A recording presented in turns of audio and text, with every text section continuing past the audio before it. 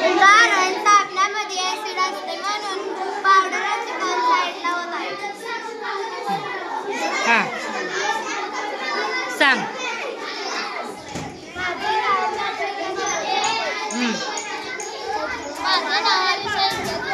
प्रयोगाचे नाव काय केलं हे?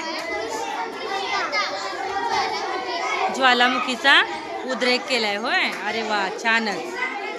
हां हां हां साबण आणि पावडर आणि पाणी. हां ठीक आहे. तुमचं काय प्रयोग? हां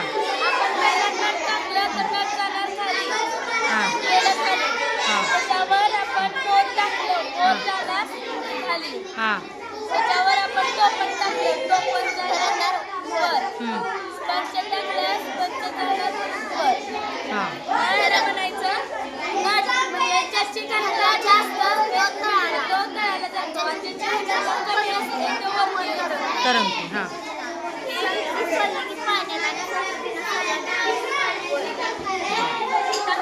हां काय प्रयोगाचं नाव?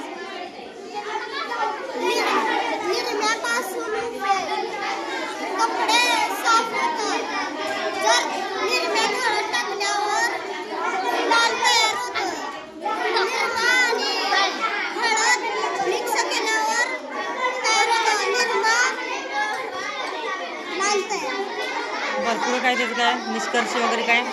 हां एक पुडी शॅम्पू घेतली, अर्ध कोलगेट घेतलं आणि हे टाकल्यावर त्याच्या इकडे ह्याचा वेगळा प्रयोग आहे. नैसर्गिक ज्वालामुखी तयार होय. अरे वा.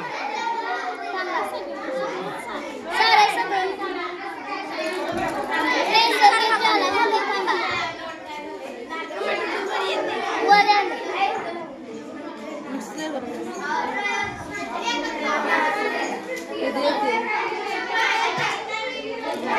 यायला लागले.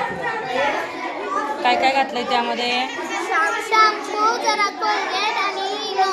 त्याच्यापासून नैसर्गिक ज्वालामुखी तयार. कृत्रिम का नैसर्गिक? ठीक आहे. आला आला आला आला. अरे हां काय केलं रे? प्रयोगाचं नाव? ज्वलनशील पदार्थ वापरायचे नाहीत.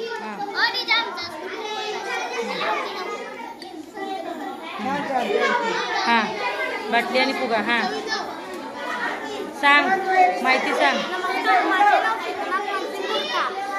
माझ्या शाळेचे नाव डॉक्टर सर्वपल्ली राधाकृष्ण विद्यालय. मी आज तुम्हाला कार्बन डायऑक्साईड याची माहिती आधी आपण एक बॉटल पाणी आणि फुगा आणि सोडा घ्यायचा. मग पाणी टाकायचं बॉटलमध्ये. तुमचं काय केलं?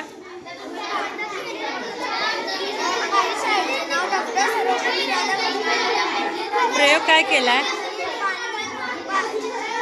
ग्लास आहे ज्यामध्ये लिंबू टाकला.